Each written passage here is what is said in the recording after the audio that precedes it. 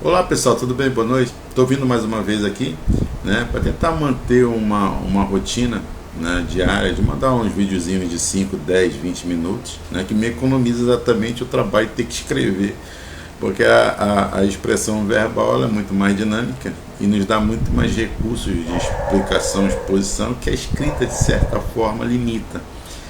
Mas não pode se dizer que uma é melhor do que a outra, né? Por quê? Porque a escrita também nos obriga a uma melhor concentração no que está sendo dito, né? Enquanto a linguagem, o processo de exposição verbal, ele nos dá mais liberdade, mas ao mesmo tempo pode nos tirar do tema, né? E nos levar a temas correlatos que na escrita já de certa forma não é que é de todo obliterado, mas dificulta mais a integração coerente das ideias no texto, não é isso? Então, hoje eu estou querendo falar com vocês a ideia da sabedoria dos príncipes do mundo, a sabedoria do mundo e a sabedoria de Deus, né? Tentar expressar para vocês aqui o que são cada uma dessas três sabedorias e como é que elas se relacionam e qual é a função de cada uma delas, entende? Então, para entender isso, nós temos que voltar exatamente na definição do que é a sabedoria do mundo. A sabedoria do mundo é um conjunto de conhecimentos organizados que a inteligência humana começa a intuir num processo de organização sistêmica de todo o conhecimento possível, você está entendendo? Que basicamente pode se estruturar entre o trívio e o quadrívio, ou seja, as realidades do mundo do Logos, que é exatamente as três disciplinas fundamentais do trívio, que é a lógica, a gramática, a lógica e a retórica, não é isso? Que é exatamente vai estruturar o plano da mente humana, ou seja, da dimensão do logos, você está entendendo? A dimensão da razão. E aí depois nós temos o quadrívio, que realmente como um quadrívio supõe exatamente, ou seja, um quadrado, né, que é símbolo exatamente da Terra, não é isso? Que simboliza as quatro disciplinas fundamentais do conhecimento, que são a aritmética, a música, a geometria e a astronomia, não é assim? Outros põem também a astrologia nessa vertente, correto? Então, a sabedoria do mundo é uma coisa que a inteligência naturalmente no seu processo de busca do conhecimento e intelecção da realidade atinge naturalmente, tanto que ela tem um caráter universal que você pode de certa forma verificar, por exemplo, no estudo da astronomia em várias civilizações, né? Independente se elas são mais afastadas no tempo, mais próximas exatamente da divisa cristã, você está entendendo? Aí você tem a aritmética, que é exatamente um conhecimento que já está presente na humanidade já vai fazer milênios, só que eles foram sendo aperfeiçoados progressivamente, né, assim?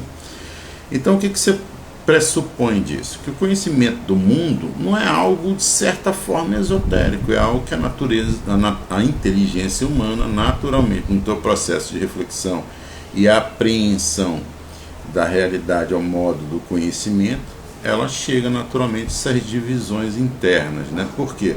Porque a ordem do conhecer, ela visa exatamente refletir a ordem do ser, não é isso? Então a ordem do conhecer, para que algo seja realmente um conhecimento, tem que elucidar os processos internos da realidade, entende? Então, do ponto de vista da lógica e da dialética, que são os dois processos fundamentais de abstração de qualquer conhecimento real, você tem exatamente isso, né? Por exemplo, a lógica, não querendo fugir muito do tema, mas a lógica, ela não busca exatamente, ela não está preocupada com o conteúdo em si do conhecimento, né? Mas ela está preocupada com a estrutura, a coerência lógica desse mesmo discurso, né? Assim?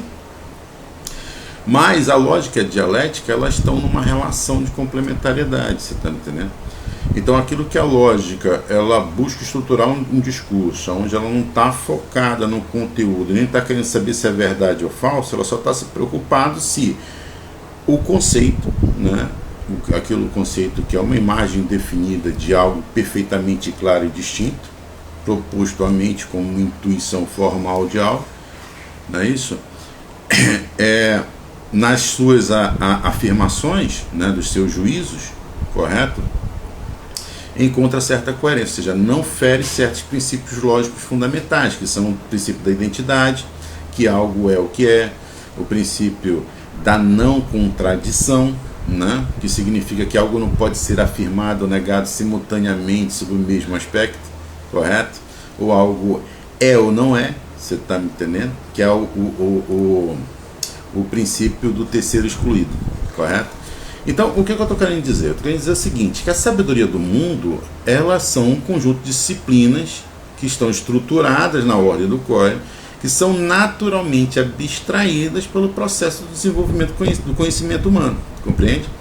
O problema que surge agora, depois de nós entendermos o que significa a sabedoria do mundo, é exatamente a instrumentalização dessa sabedoria, entende? Porque o que acontece? O que acontece basicamente é o seguinte, que a sabedoria dos princípios do mundo, ela é uma sabedoria que surge quando se cria uma determinada mitopoese, né, assim, isso define o campo social, ou seja, um conjunto de possibilidades imaginais para um determinado agrupamento humano, que dá para ela o sentido fundamental da orientação mesmo em todo qualquer conhecimento, que é exatamente da onde eu vim, para onde eu vou, assim, qual é o sentido da vida e a vida depois da morte. Então essas são as 4 questões fundamentais do ser, que são articuladas no plano cosmológico, ou seja, toda a cosmologia no fundo, toda a mitopoese, que é uma espécie de proto-filosofia que vai no sentido da articulação poética dessas 4 questões fundamentais. E essas 4 questões fundamentais, elas são fundamentais exatamente para isso, para que o ser humano possa então, de certa forma, ter uma orientação de possibilidade, de manifestação em vista do seu fim útil, em vista do seu bem próprio, correto? Então a sabedoria dos princípios do mundo articulam a sabedoria do mundo, certo?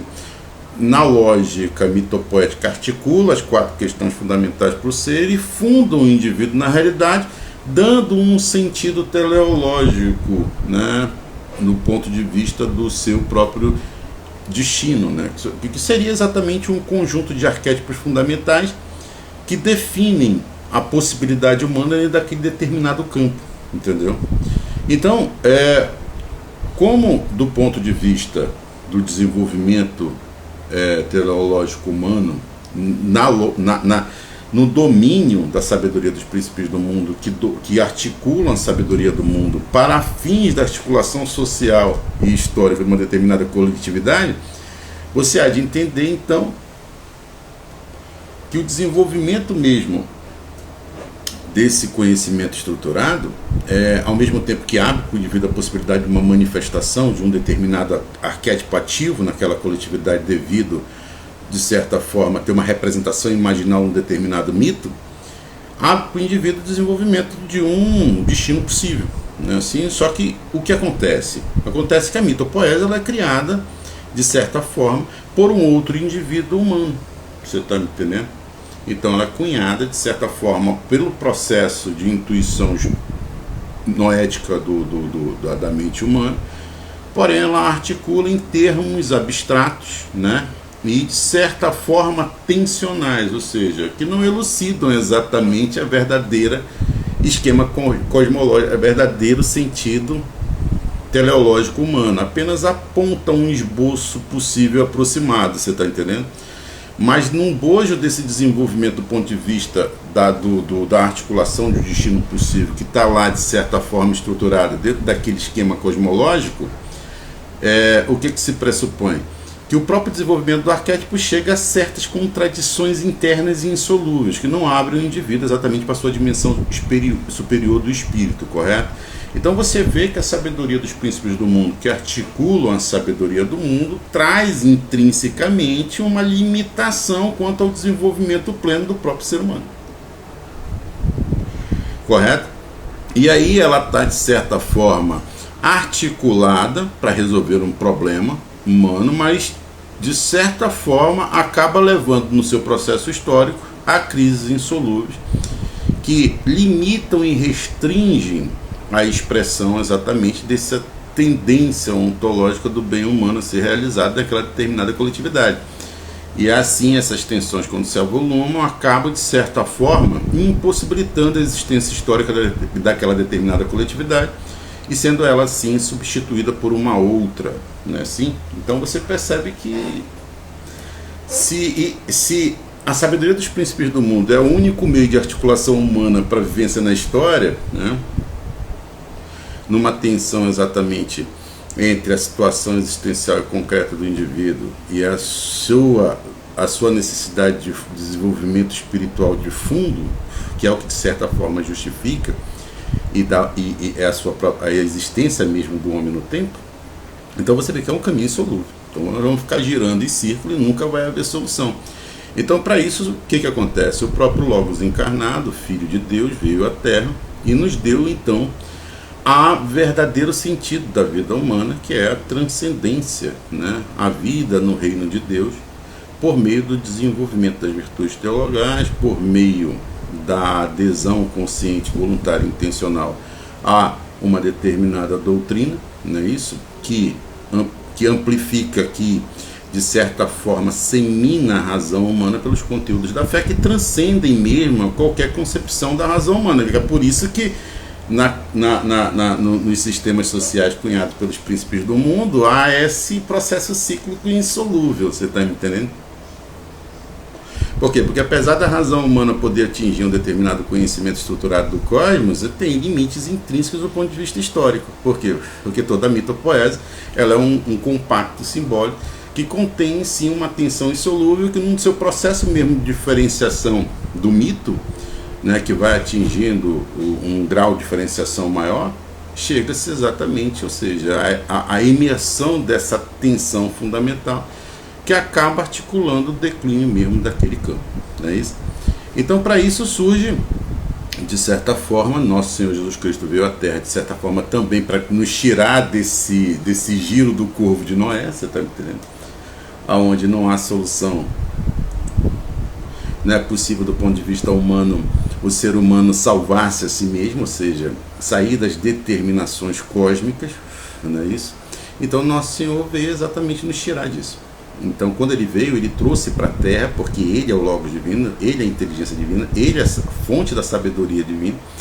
Ele veio então encarnado na nossa natureza, ou seja, por meio da ordem hipostática, né? Ele veio então de forma direta e imediata expressar a verdade da sabedoria divina no mundo, você está me entendendo? Só que quando ele expressa a sabedoria divina no mundo, essa sabedoria ela está restrita ao círculo da influência do Espírito, não é isso? Que é aquele que conhece a univocidade da palavra do Verbo e tem a missão exatamente de explicação mais profunda e espiritual dessa mesma doutrina, que vai elevando o homem para cima das determinações do código e abre para o homem a possibilidade exatamente da união humano-divina, né? Do processo unitivo, por meio da iluminação do Espírito, processo unitivo com o próprio Deus, não é assim? Só que acontece, na hora que Deus vem, ele cria um domínio, de certa forma, na Terra, que é a igreja, correto? Que articula a sabedoria de Deus, correto? Só que dentro da tensão mesma do cosmos. Então, por meio da mediação da graça, o homem vai desenvolvendo o conhecimento natural ao qual está orientado a conhecer, mas começa a atingir platores de ordem espiritual que transcendem o mundo e, de certa forma, entram em conflito com o mundo. E aonde é que se estabelece exatamente esse conflito com o mundo? Com os sistemas sociais, sistemas humanos, você está me entendendo?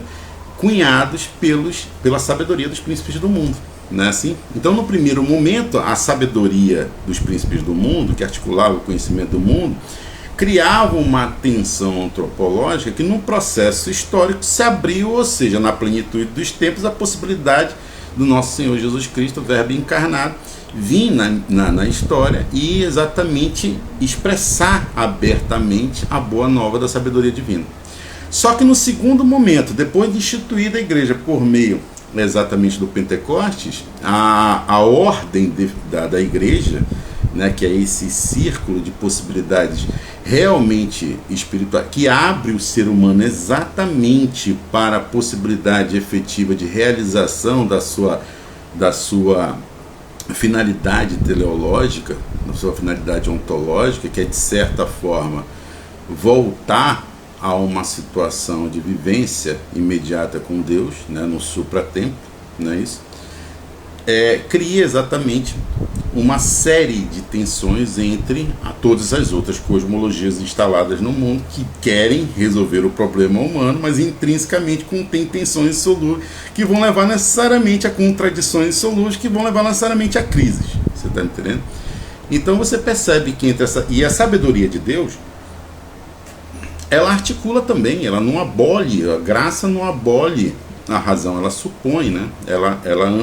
Ela aperfeiçoa o processo racional humano e o eleva ao conhecimento real de Deus, você está me entendendo? Então o que significa isso? Significa que a sabedoria de Deus também faz uso da sabedoria do mundo, né? Ou seja, dessas zonas de conhecimento estruturado, ao qual a inteligência humana vai adquirindo nos processos mesmo de ascensão intelectual, né, em relação à realidade. E só que esse conhecimento ele serve como base para o desenvolvimento mesmo intelectual da fé, para que o homem possa atingir uma viva esperança e uma caridade verdadeira e possa assim, né, se tornar a imagem e semelhança de Deus como um fim, como uma meta modelo ao qual essa meta modelo é o nosso próprio Senhor Jesus Cristo, não é um outro homem. Você está me entendendo?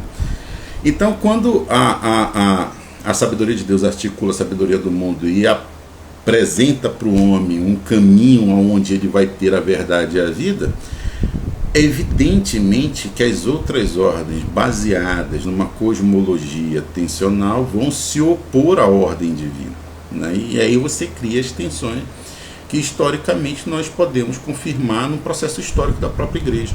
Você está me entendendo? E hoje também nesse processo de formação do ecúmeno globalista, no qual se chega exatamente a uma tensão limite, né? Onde a ordem do mundo quer como eu posso dizer, quer de certa forma impossibilitar exatamente a sabedoria, a vivência humana dentro da igreja, guiada exatamente pela sabedoria de Deus, pela influência do Espírito Santo. Você está me entendendo? Então você vê que essas duas ordens, a partir do advento do nosso Senhor Jesus Cristo, elas se tornam intrinsecamente impermeáveis. Então não há outra solução para as cosmologias dos príncipes do mundo a não ser a conversão dos indivíduos que estão sob o domínio arquétipo dessas mesmas cosmologias ao querigma católico, ao conjunto exatamente da doutrina católica, para poder a pessoa reativar a possibilidade exatamente de um real desenvolvimento espiritual, que seria o desenvolvimento dos dons do Espírito e a absorção dos frutos do Espírito, ou seja, a perfeição humana. Você está entendendo? Então você vê aqui que, do ponto de vista dessas duas sabedorias, elas são impermeáveis, entendeu? Então todos aqueles que de certa forma estão sob a influência mágica de um círculo de influência mitopoética, você está entendendo? Que está sob o domínio de determinados príncipes do mundo, não é isso? Ela é intrinsecamente hostil à ordem divina. E hoje nós temos essas, concomitantemente a própria a existência da igreja no panorama histórico, nós temos outras civilizações exatamente que de certa forma se opõem à sabedoria de Deus. Por quê? Porque não dá para se afirmar as duas sabedorias. Ou você afirma a sabedoria dos príncipes do mundo, se converte ao Islã, de certa forma entra numa seita judaizante, você está me entendendo? Ou absorve uma certa cosmologia de ordem oriental, você está me entendendo? Ou você abjura de tudo isso, né? Submete exatamente a doutrina e economia católica, não é isso? E aí você realmente vai ter uma determinada correspondência real do seu real desenvolvimento espiritual, uma transcendência mesmo,